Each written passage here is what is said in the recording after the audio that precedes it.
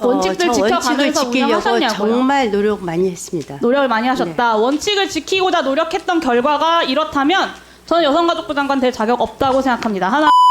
지난 5일 김행 여성가족부 장관 후보자에 대한 인사청문회에서 용해인 기본소득당 의원의 발언이 화제가 되고 있습니다. 예. 후보자님 이거 국회의원들이 다 요구했던 자료예요. 근데 맞습니다. 이거를 제출을 안 하고 계시다가 오늘 들고 와서 피켓으로 보여주겠다고 하신 거예요 지금. 네. 이 얼마나 국회를 무시하는 그거 행태이십니까? 제가 답변 드려도 되겠습니까? 아니요. 이거 자료들 네. 저희 국회의원들이 아까 제출 요구한 거 점심 이전까지 꼭 철저하게 다 제출해 주시길 바랍니다. 다 제가 오늘 청문회에서 소상히 질의하겠습니다. 밝히겠다고요. 질의하겠습니다. 김행 후보자의 여성가족부 장관으로서의 전문성 그리고 자질은 앞으로 잘하겠다라는 말로만 믿고 넘어갈 수는 없는 일이라고 생각합니다.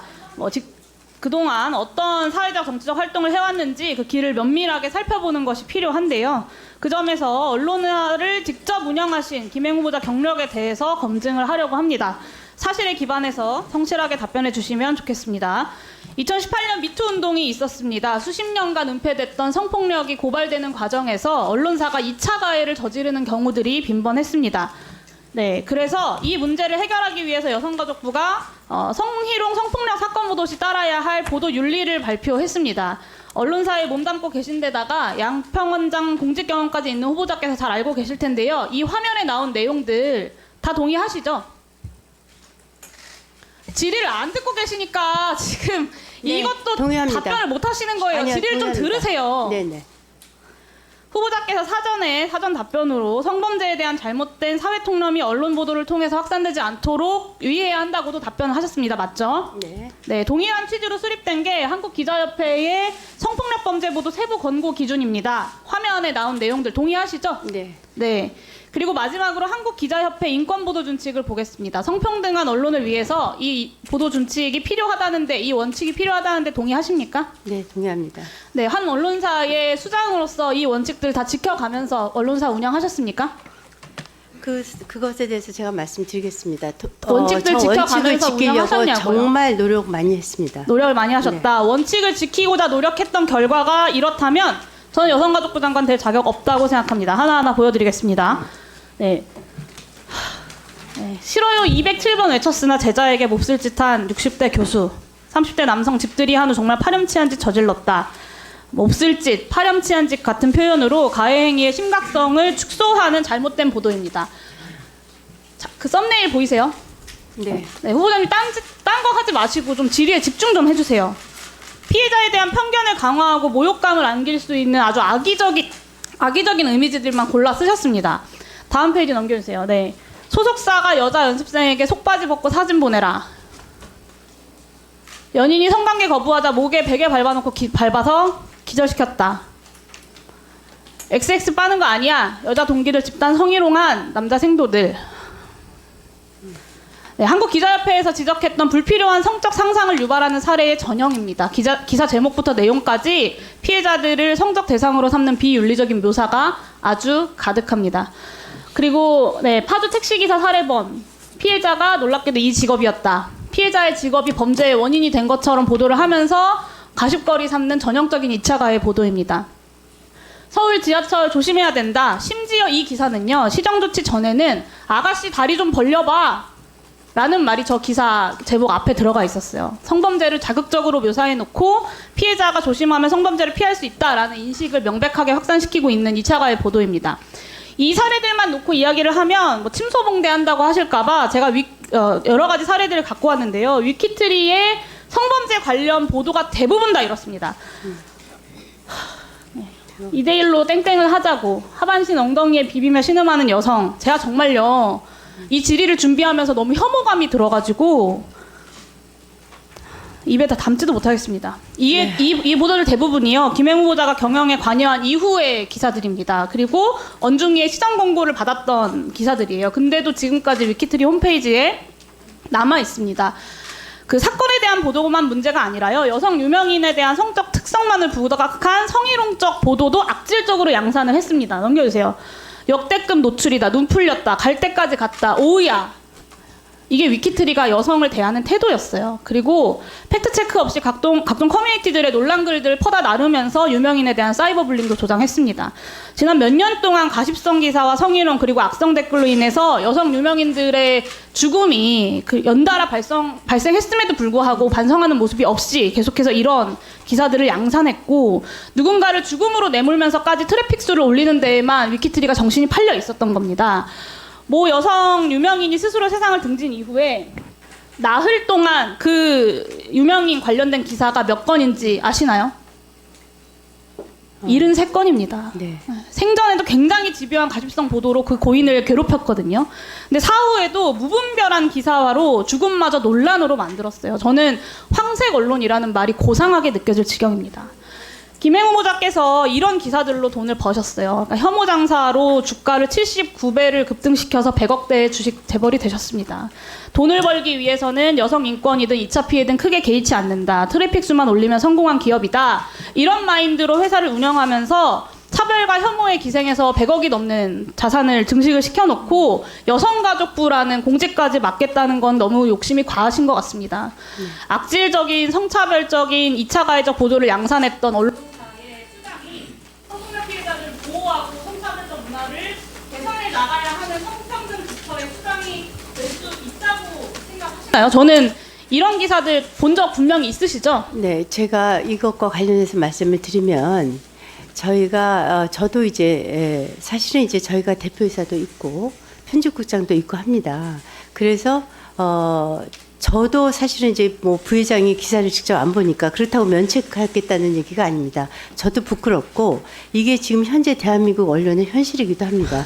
본인이 그 언론사의 대표세요. 저도 마찬가지고요. 본인이 그 언론사의 대표시고요. 부회장이 기사 하나하나를 보지 않는다 하더라도 그래서 언론사의 운영 기조와 방침이라는 게 있는 겁니다. 그래서 제가 그렇게 언론사를 운영하신 거예요. 그래서 제가 말씀을 드리는데요. 이야기하셨는데 부끄럽다고 이야기하시면 지금 그 자리에서 전 사퇴하셔야 된다고 생각합니다. 제가 말씀드리겠는데요. 사퇴하세요. 부끄럽다고 인정하셨으니까. 여성가족부 장관 부처의 장으로서 본인이 이런 언론사를 운영했던 대표로서, 현직 대표로서 어울린다고 생각하십니까? 그 지적사항을 그 시비를 쭉 보시면요. 제가 언론사의 부끄러운 현실이라고 말씀드리는 이유는 그 시비 순서를 쭉 연도별로 보시면요. 대한민국의 큰 언론사, 저희보다 훨씬 큰 언론사, 메이저 언론사 1, 2, 3위가 다 들어가 있습니다. 이 얘기는 무슨 말씀이냐면 그래서 제가 부끄러운 대한민국의 언론사라고 하고요. 저희는 그래서 21년부터 그래서 제가 이렇게 얘기했어요. 김행 후보자의 무능이 아니라 유능의 결과라는 걸 이따가 추가. 그걸로 유능이 아니고요. 그래서 21년부터 저희가 옴부드맨 제도를 운영을 해서 이렇게 도저히 언론사가 갈 수가 없다. 그래서 제가 네. 후보자의 해명이 맞지 않다는 걸 제가 이따가 추가 질의에서 다 말씀드리겠습니다. 네. 다음은 장경태 의원님. 자, 그러면 지금부터 잠시만 집중해 주시기 바랍니다. 제가 구독자분들을 위해서 깜짝 선물을 하나 준비했는데요. 제가 항상 여러분들께 뭐라고 말씀을 드렸나요? 뉴스만 평소에 잘 챙겨보셔도 돈이 된다, 돈을 벌 수 있다라고 말씀을 드렸는데요. 자, 여러분들, 여기 보시는 이스라엘과 하마스 전쟁 같은 뉴스를 보게 되면 여러분들은 어떤 생각이 드시나요? 그냥 뉴스만 보고 끝내는지, 아니면 이 뉴스를 어떻게 이용할 수 있는지, 이 부분을 고민하고 계시는지를 되물어보고 싶습니다. 자, 그 이유가 뭐냐면 제가 지난 11월 초에 여러분들께 뭐라고 말씀을 드렸었죠? 지금은 로봇 사업에 관심을 가져야 한다. 뉴스만 보고 그냥 넘기지 마시고 투자 쪽으로 생각을 한번 해보셔야 한다. 라고 말씀을 드렸습니다. 그리고 나서 이런 썸네일들을 뉴스를 통해서 많이 보셨을 텐데요. 이런 로봇 산업이 이슈가 됐을 때 부자들은 어떻게 생각한다? 로봇 관련주는 뭐가 있는지, 어떤 종목이 가장 좋은지, 어디에 투자해야 돈이 몰리는지를 자연스럽게 생각한다고 제가 말씀을 드렸죠. 그 이유가 뭐냐면 부자들이 봤을 때는 이슈가 곧 돈으로 이어지고 그 이슈가 나에게 돈을 벌어준다는 경험적 확신이 있기 때문에 부자들은 항상 이런 사회적 이슈를 관심 있게 챙겨본다. 이렇게 제가 말씀을 드렸는데요. 이번에도 마찬가지입니다. 제가 지난번에 시청자분들과 함께하는 주식으로 수익 내기 이벤트를 진행했었는데요. 당연히 100% 무료로 진행을 했고, 자, 여기 보시면 아시겠지만 제가 지난번에도 저한테 구독이라고 문자 남겨주신 모든 시청자분들께 이렇게 로봇 관련주 중에 가장 급등할 확률이 높은 한 종목, 많은 종목이 아니라 딱 두산 로보틱스 한 종목을 여러분들에게 추천드렸어요. 그러면서 여기 나와 있는 대로 정확히 얼마에 매수해야 하는지, 그리고 수익률이 어느 정도 나왔을 때 팔아야 하는지, 이런 부분들까지 여러분들에게 정확히 알려드렸었는데, 자, 지금 실제로 어떻게 되었나요?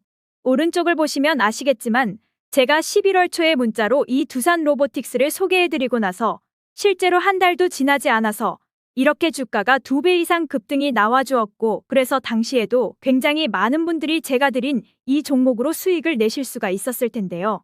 다시 한번 축하드린다고 말씀을 드리겠고, 자, 이번에도 마찬가지입니다.